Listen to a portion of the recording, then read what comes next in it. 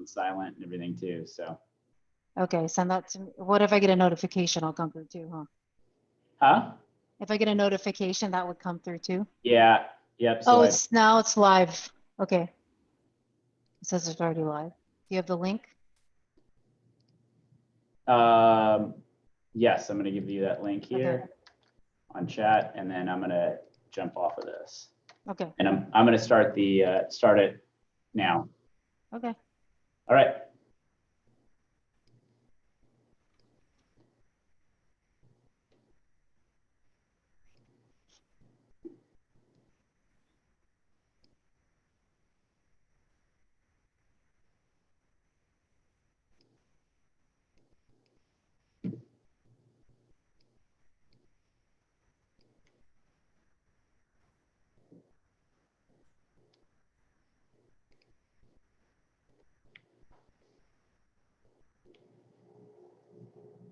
Welcome, everybody. Thank you for joining us here. My name's Carl, and we're giving everyone an opportunity to jump on.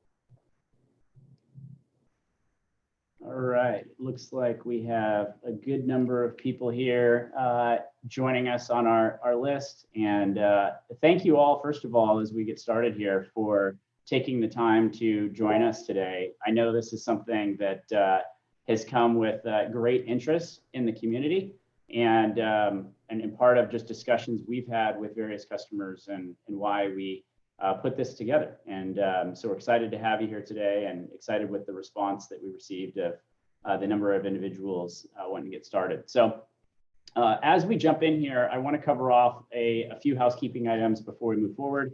We want this to be an interactive presentation.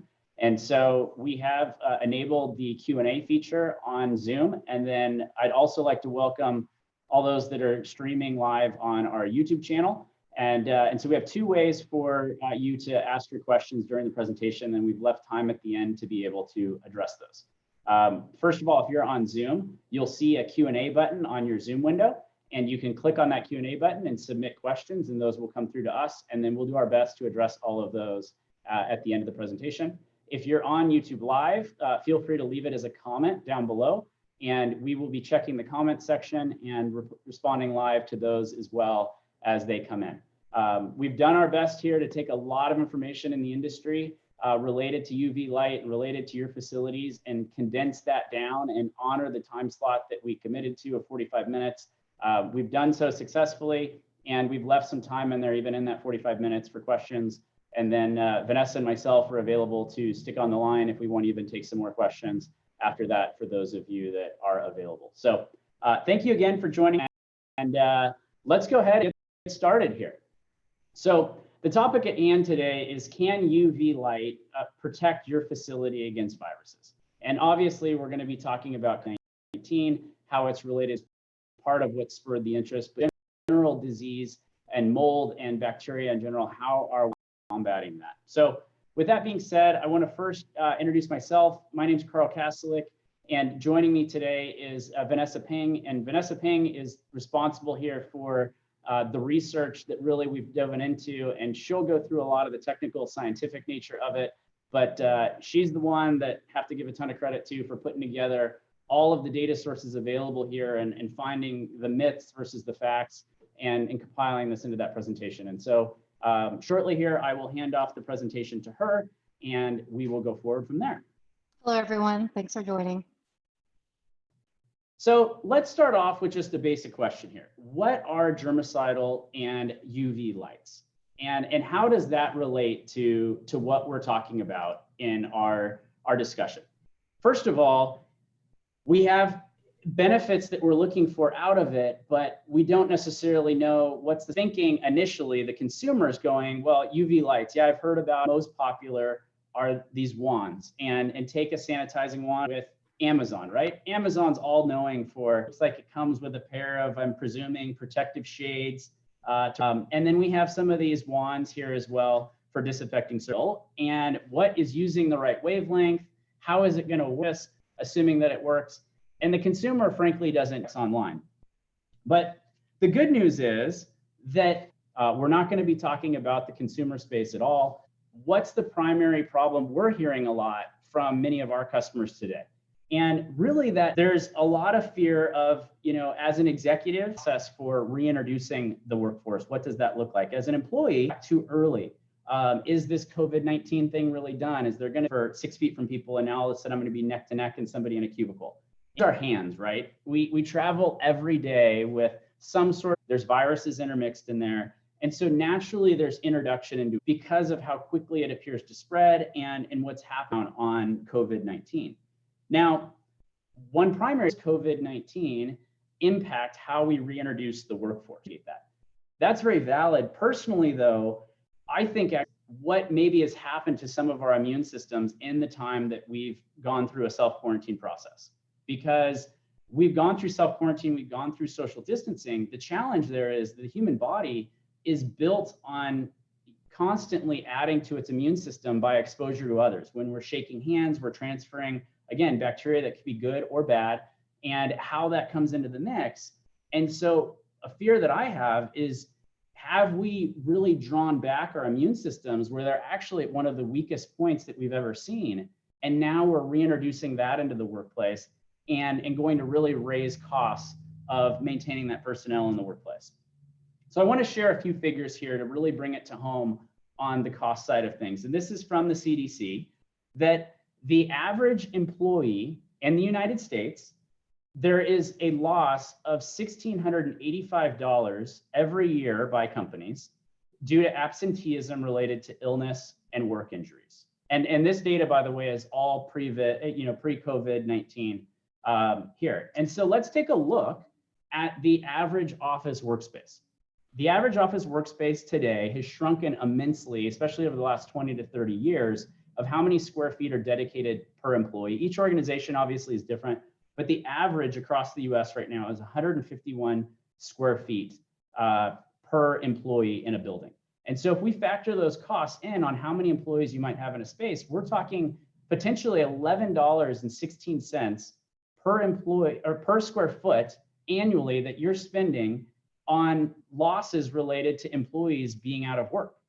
And so that really adds up. And if we compare that cost, just as a comparison to energy costs, which is one we like to look at constantly in our business, the average office space in the United States is spending $1.34 per square foot annually on electricity costs. And again, I just want to emphasize these numbers are pre anything we're talking about with COVID-19 and where we stand in this pandemic today.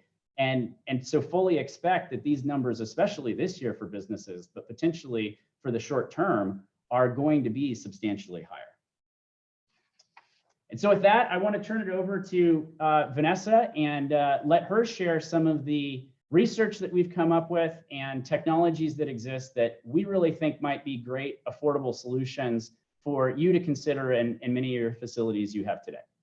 Thank you, Carl. So I'm just going to start off with a history here, a quick history lesson.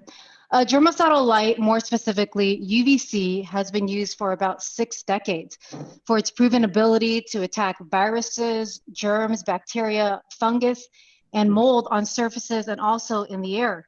So as you see in this picture, healthcare facilities and also medical laboratories were the first major industries to adopt germicidal UV technology to disinfect sterile environments and to prevent hospital-acquired infections, which are a major concern for hospitals.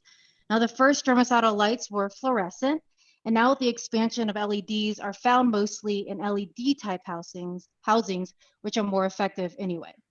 And as the popularity of the technology has grown due to its effectiveness, It's gained traction in other industries, including water treatment facilities, and continues to grow.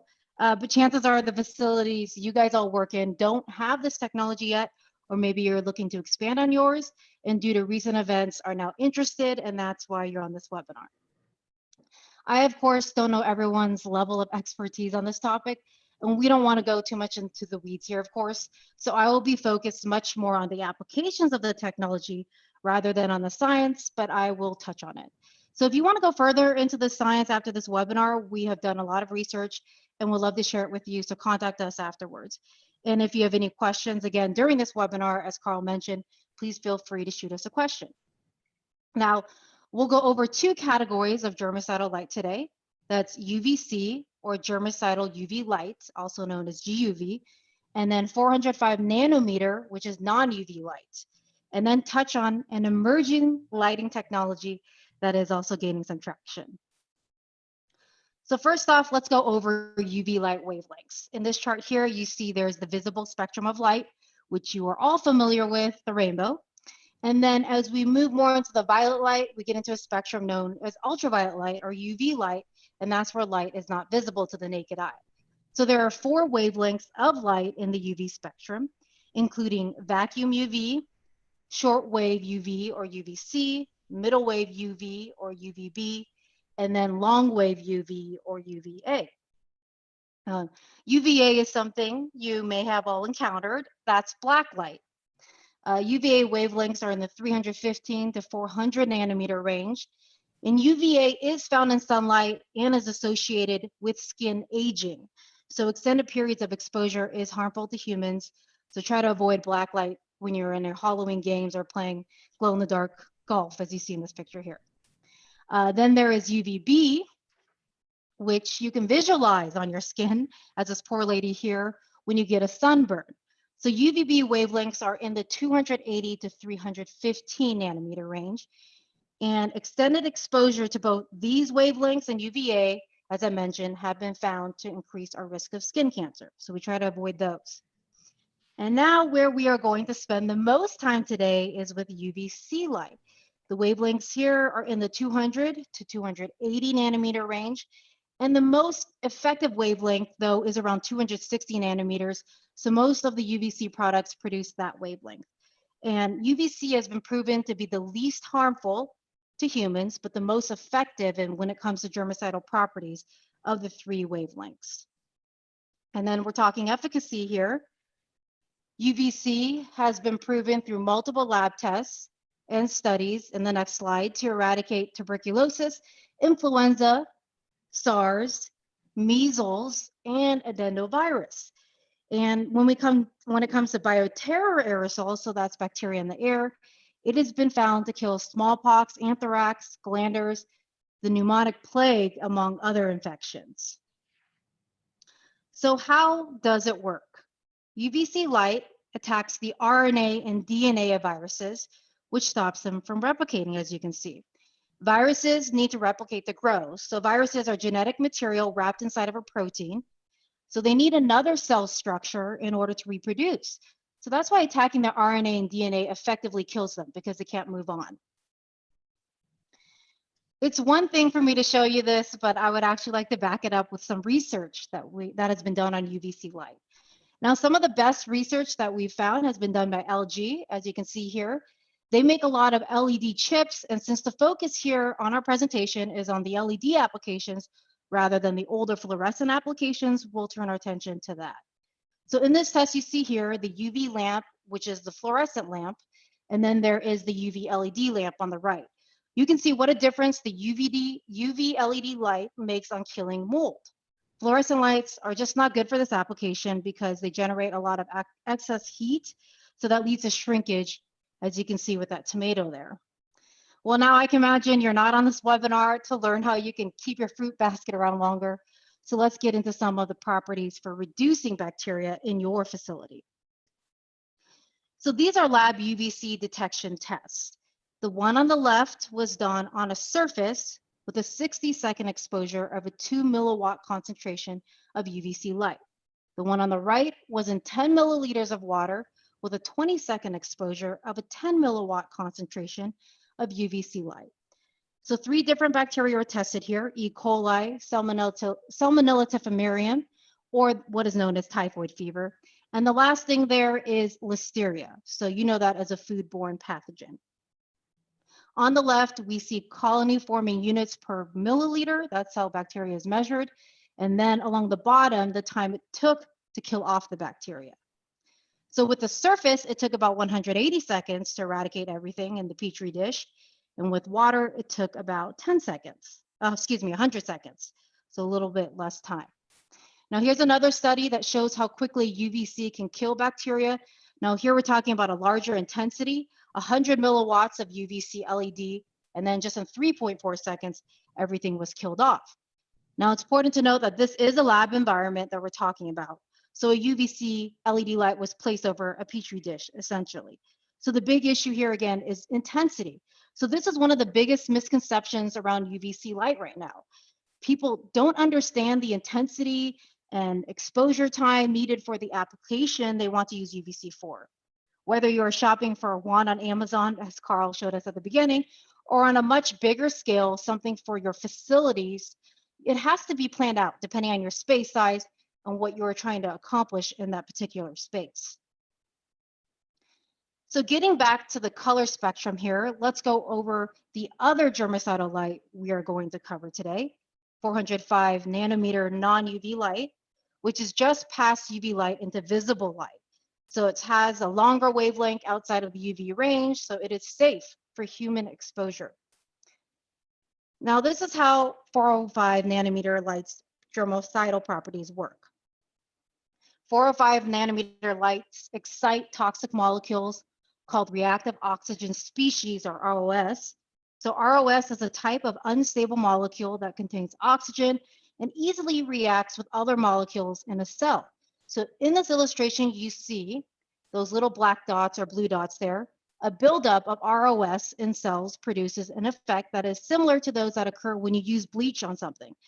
The bacteria is inactivated, preventing it from repopulating the surface it's on and also from traveling to further surfaces or hosts. Now, ROS are specific to bacteria, so they're not found in humans, animals, or plants, and that's again why this wavelength is so safe for humans.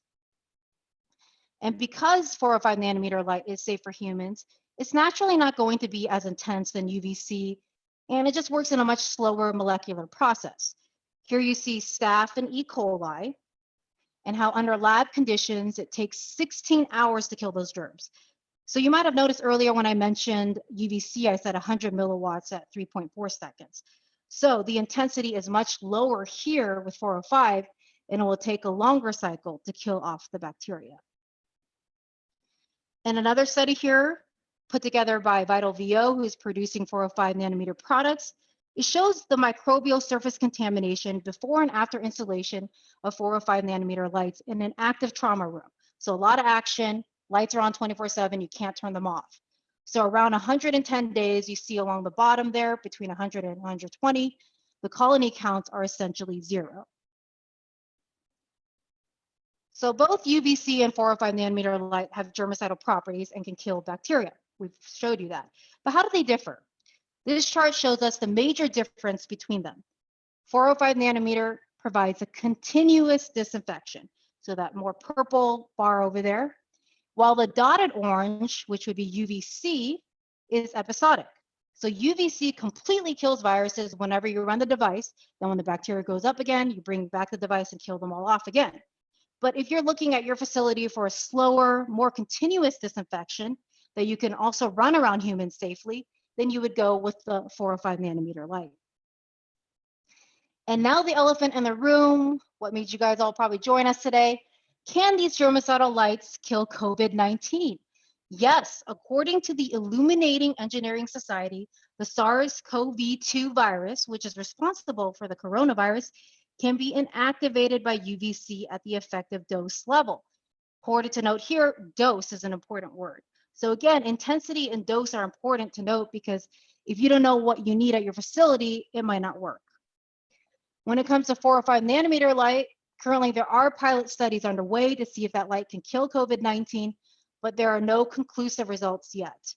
So that doesn't mean it can't kill the virus, there just aren't enough tests to prove that yet.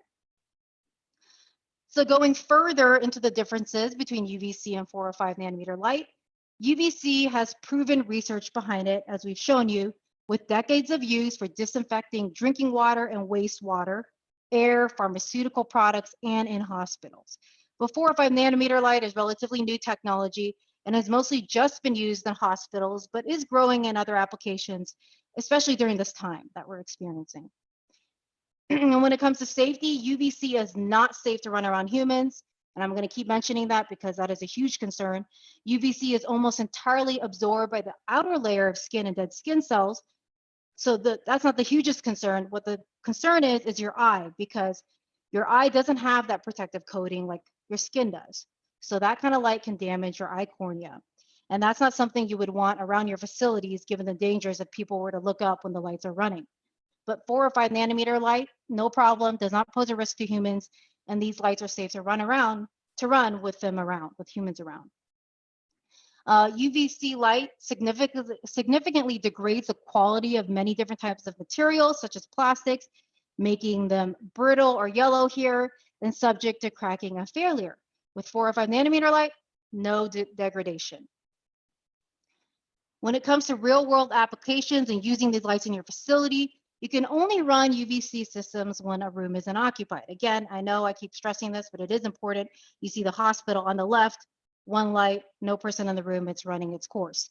But then you can have 4 or 5 nanometer lights on the right when people are in the room, possibly when they're at their cubicles in your office.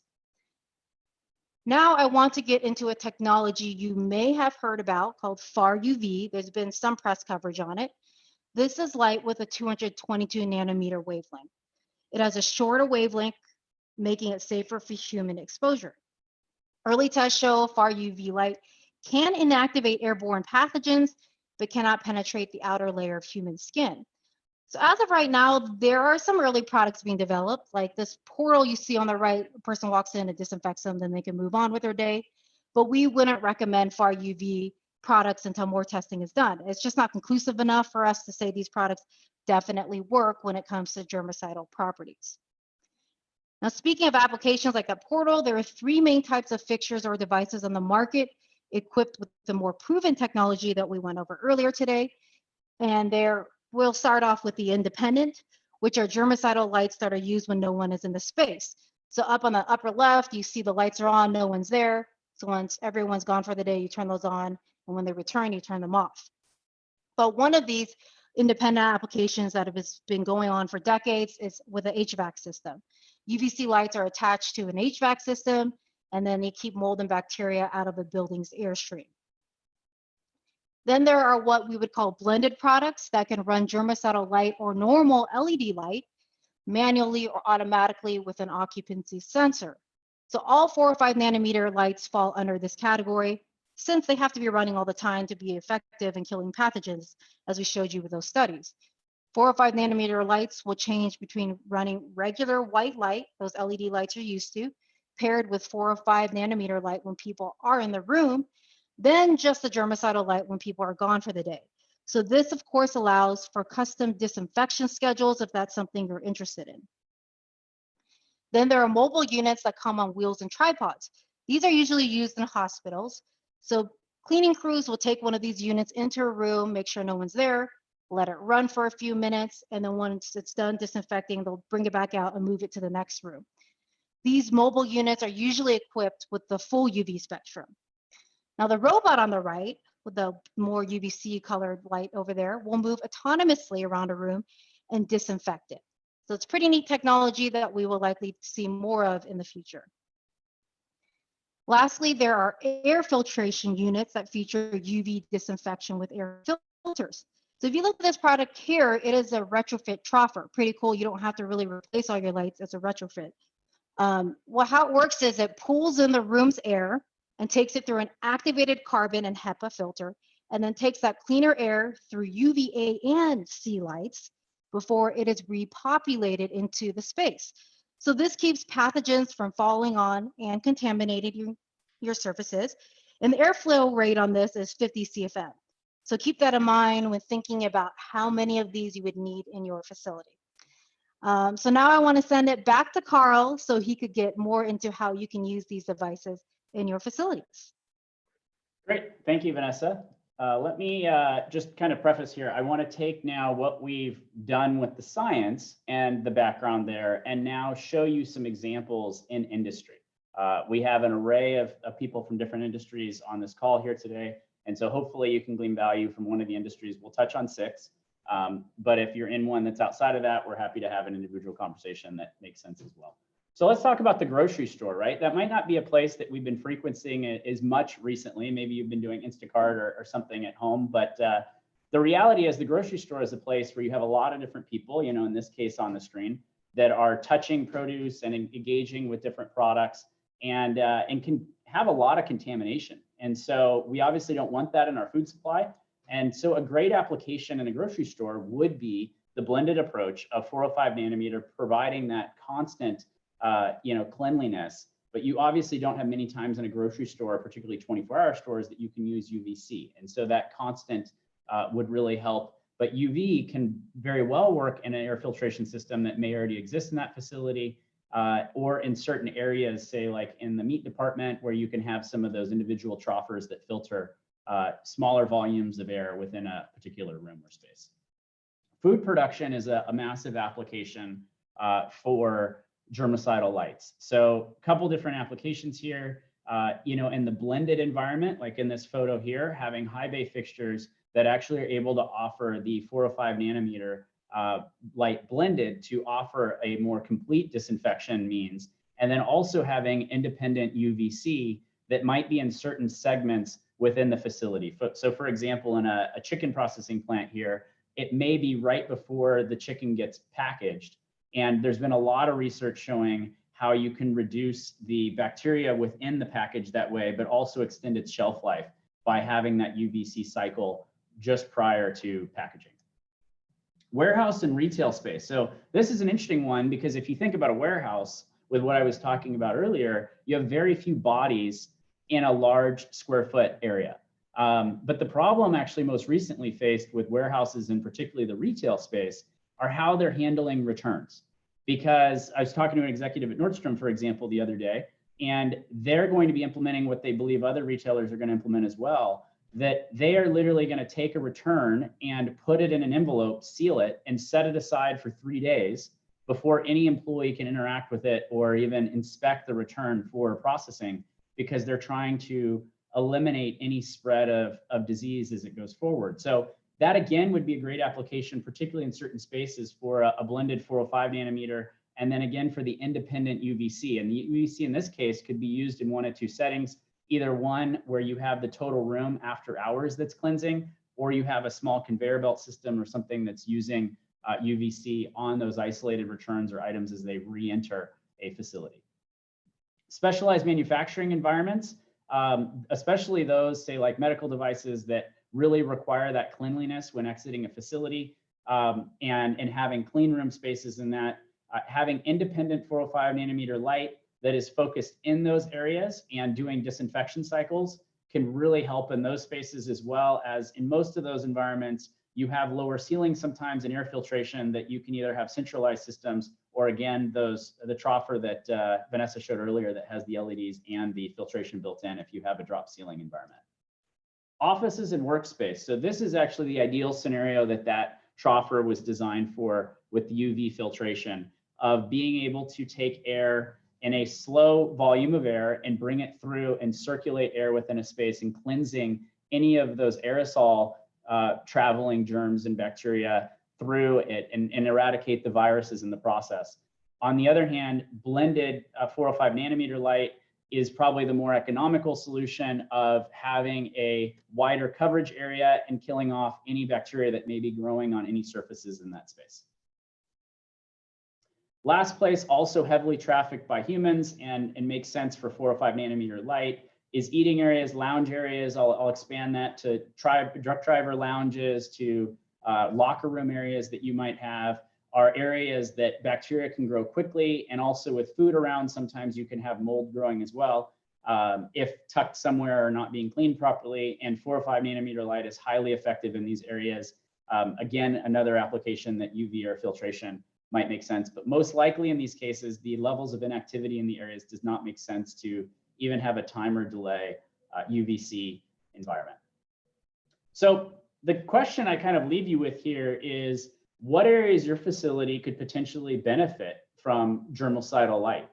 And that's really going to be a unique question to each one of you because each facility is different. Now, do I think that it means that every facility is going to retrofit? There's an opportunity to change out a whole facility? Likely no. What it really comes down to is finding those isolated areas within the facility that make the most sense to make a difference and in some of the applications we showed. So food processing, common areas, offices, where you can really reduce that spread of disease and bring it forward. And so what I want to offer up to you and our team and the research that we've done is we're happy to have a discussion individually with each and every one of you and help guide you along the process, point you in the right direction. If it's something that we can help you out with and it might be a fit for the research that we've done and products that we can help offer you, outstanding. If not, we're happy to point you in other directions to services and offerings that might be a better fit to help you accomplish your goals.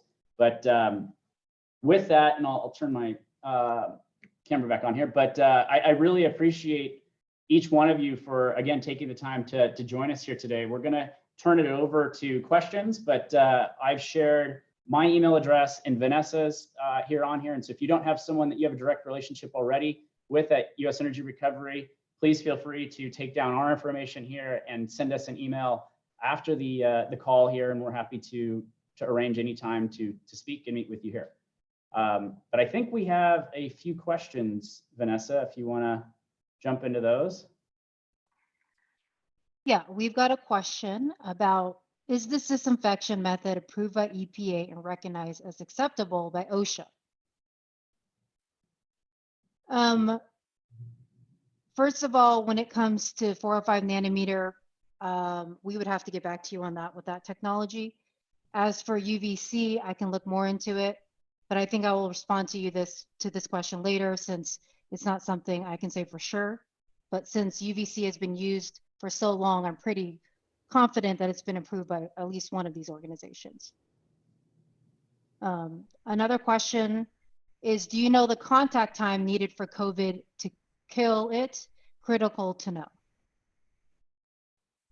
Yeah, the COVID, from the research that we've seen on the COVID side, is it's no different in a disinfection time than any other virus from a UVC perspective.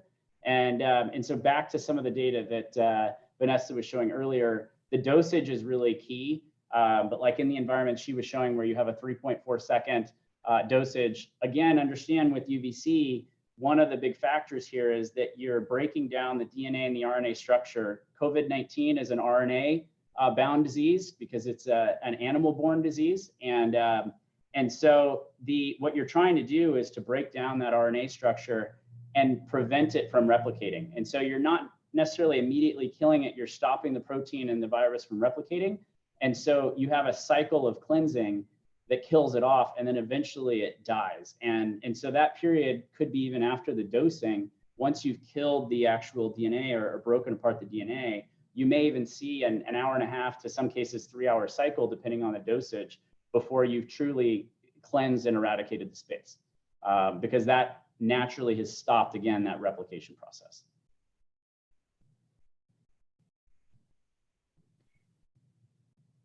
That looks like all we have. Does anyone else have questions?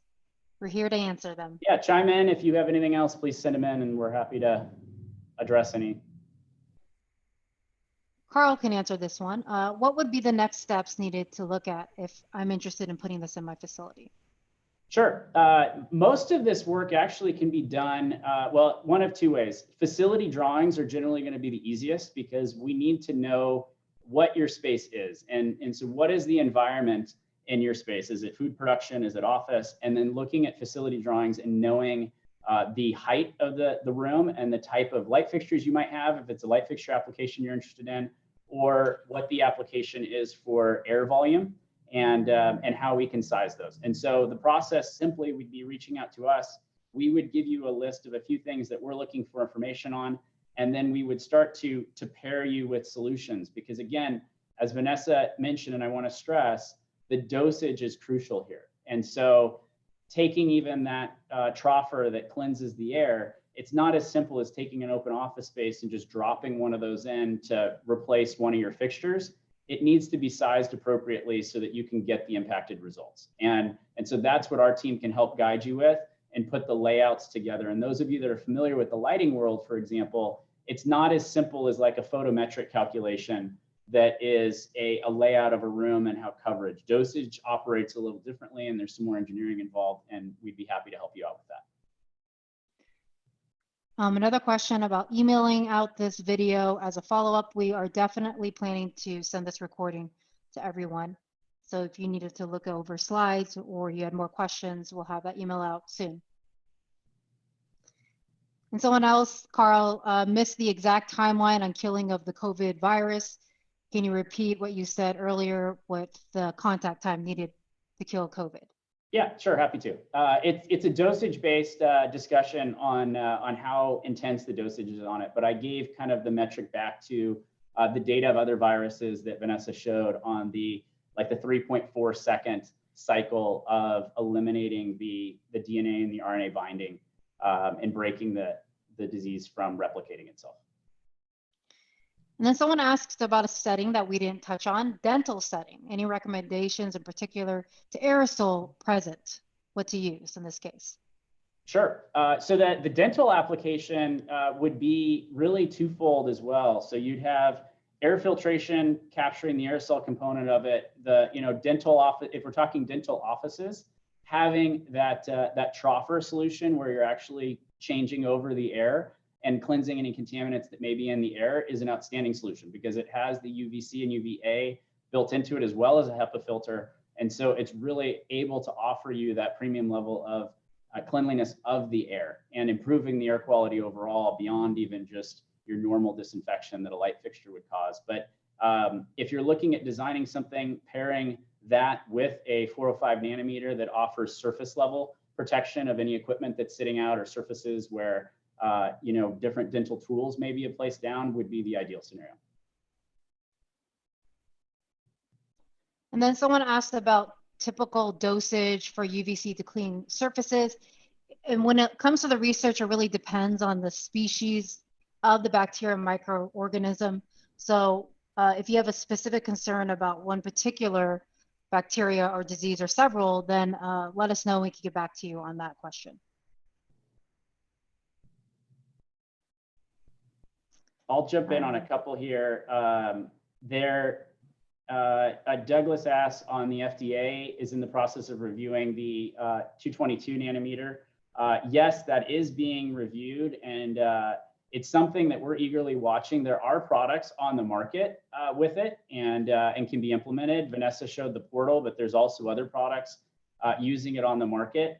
Our only concern is we're taking a little bit of a cautious approach is that we haven't seen a timeline on actually showing the impact on the studies on when those results and what the dosage requirements are to achieve some of that. I think there's some great positive energy there, and there's a lot of research dollars, particularly amplified by COVID-19 being put into those areas. I imagine we'll have that fairly soon. I would guess potentially even the next 3 to 4 weeks that we'd start to see some of that data fall. But the reason we didn't spend too much time, and I'm happy to host another follow-up to this as well if we have that data and can give something more solid on where we stand. I will add that so far the studies have shown that it hasn't been as effective as these other wavelengths we talked about, and that's why we didn't want to recommend it. I'm sure it can disinfect, but it probably won't be to the levels of these other products. So once we get those studies, as Carl mentioned, we'll be sure to maybe have another webinar or share that with you. Brian asked, are there any off-the-shelf products I can invest in today to start to clean my business? Yeah, so the products actually we mentioned some of them are relatively off the shelf. So when we're talking about, like light fixtures, whether it's a strip fixture or it's an office troffer, those are available today and are something that you can immediately implement in your business today. There's not even long lead times necessarily on it today, but it is something that's growing. The UV wands, I know we didn't spend too much time on them, but finding a quality UV wand can locally disinfect certain items. And even the cell phone, disinfectors, I kind of made a joke of it earlier. The reason being is there's just so many kind of money hungry knockoffs, in my opinion, on it, that you just don't know the quality you're getting. Much of it is imported. And so that's our primary concern there of finding those units. There are some, they generally are pretty costly, the ones that are the most effective, but and we can try to help you, point you in the right direction. I know I mentioned that's not what our presentation's about, but if we can help you there, we'll try to. And if we have suppliers that we can help make introductions to, we're happy to. And there was a follow-up question from that person. What about areas that are not in the line of sight? Will the light clean those? No, it has to be within the line of sight of the light. So keep in mind, if something's in the shadows, it won't be able to kill those types of things. So you would have to make sure that the light is covering everything that you want to disinfect. Someone wants to know about the cost of these products. Yeah, the cost, I wish I had a great answer for you here. What I will tell you is they're very, some of them very affordable, particularly when we're talking about the 405 nanometer light sources.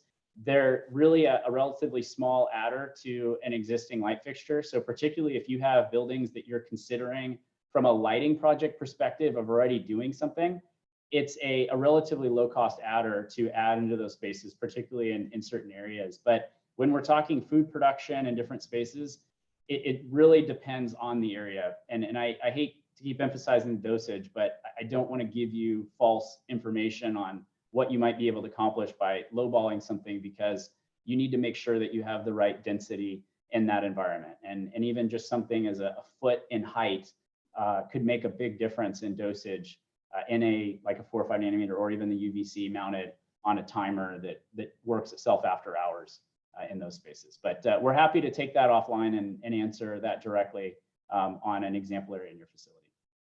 Another question about portable units that can sit in a room and filter the room in the air. Yes, there are obviously the Amazon types that you could buy for your personal use, but there are a lot of, and I didn't go into those obviously because we have so much other technology we're covering, but there are huge portable units that they use in hospitals and those types of things that will be effective as well to clean the air. And that's an area, by the way, that we can help you with as well. If you do have questions on that, the portable units, those are great applications for hospitals are using them. Particularly like operating theaters use UVC light extensively across the United States. And these mobile units are becoming more common for patient rooms, because after a patient checks out, they can bring a mobile unit in. The robots do it autonomously, as Vanessa mentioned, but the other mobile units can be brought into a space, close the door, have humans leave the space, start like a 5-minute timer, come back, and then move the unit to the next space. Those are very common, and that's that episodal cleansing process that Vanessa mentioned, and that's very commonly used in critical spaces of having that changeover and knowing that you're starting with a completely clean space, and they're very effective at doing that. Do the bulbs require a special ballast? And I assume 120 volts is acceptable. Yeah, so it's not as simple as just replacing a bulb. So if I imagine the question's driven around like if you've used, for example, an LED bulb before that you can put in place that's either like a ballast ready tube or something of that nature that you can put in place in your facility. This isn't going to be that simple. We're talking literally looking at a fixture that's designed to do it. And so the fixture will come in the case, I'll use a 4 or 5 nanometer as an example, but UVC is the same. Generally, it's going to have its normal light source, which would be your traditional white LEDs, whatever color temperature you choose for your building. And then it would have a second setup that would be its cleansing setup. So that might be the 405 nanometer. It'd have its own independent driver, its own LED light board. Or if it was UVC, it'd be a UVC light board in there to provide the cleansing for those spaces. Someone asks Carl about the availability of these solutions. Yeah, no, they generally are available. There's some that are shipping in as little as 2 weeks. And this is custom product I'm talking about here that's shipping in as little as 2 weeks.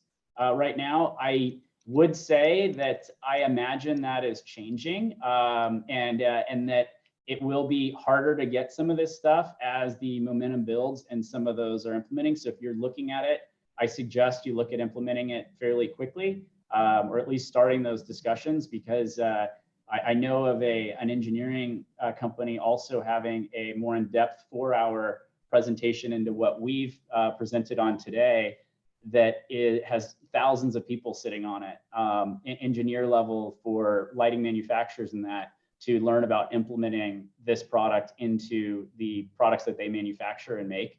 And so I think we're going to see more products available, which is great news, but we're also going to see a lot of interest in incorporating these. And again, it comes down to, because they are really affordable solutions for many businesses to implement. And so I think we'll see growing popularity with the overall concern, and kind of back to the cost numbers that I mentioned before. I know that as an energy company, there's a lot of focus on reduction in electricity costs, but really, if you look at the numbers here in this case, this is one of those non-energy benefit scenarios where you can do something with a light fixture, for example, that can really drive some intense savings for a building if you can keep people in the workplace and not passing disease to one another.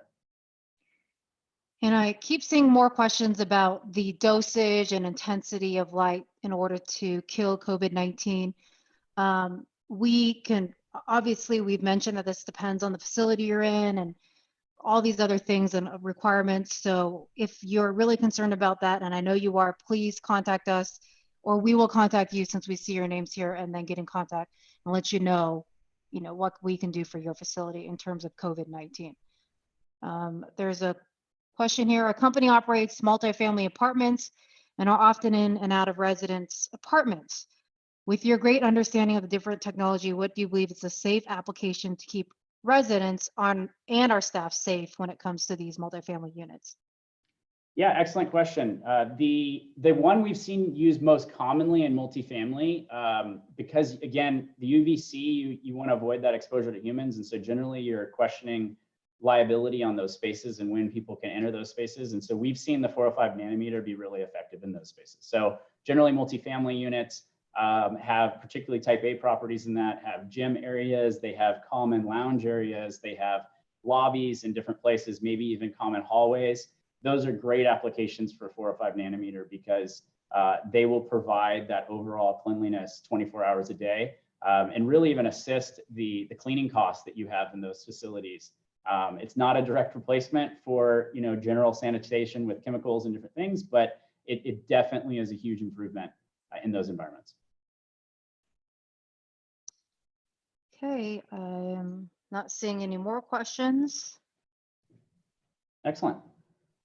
Well, thank you again, everyone, for joining us. And if you didn't get your question answered for some reason and we didn't see it, we will reach out to you individually and make sure that we get your questions answered for you, or on a couple of them that Vanessa mentioned, that she will gather some more research and follow up.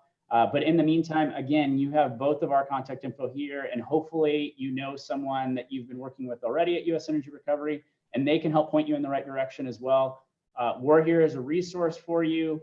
Like I said, if we're not a fit for something that you're looking for, we're happy to point you in the right direction. But hopefully, as you're looking into this and exploring some of these technologies, we can help guide you along the way and make your facility a safer facility that really decreases the fear that people have of reintroducing the workforce into your environment. So thanks again, and we really hope that you can join us on our next webinar.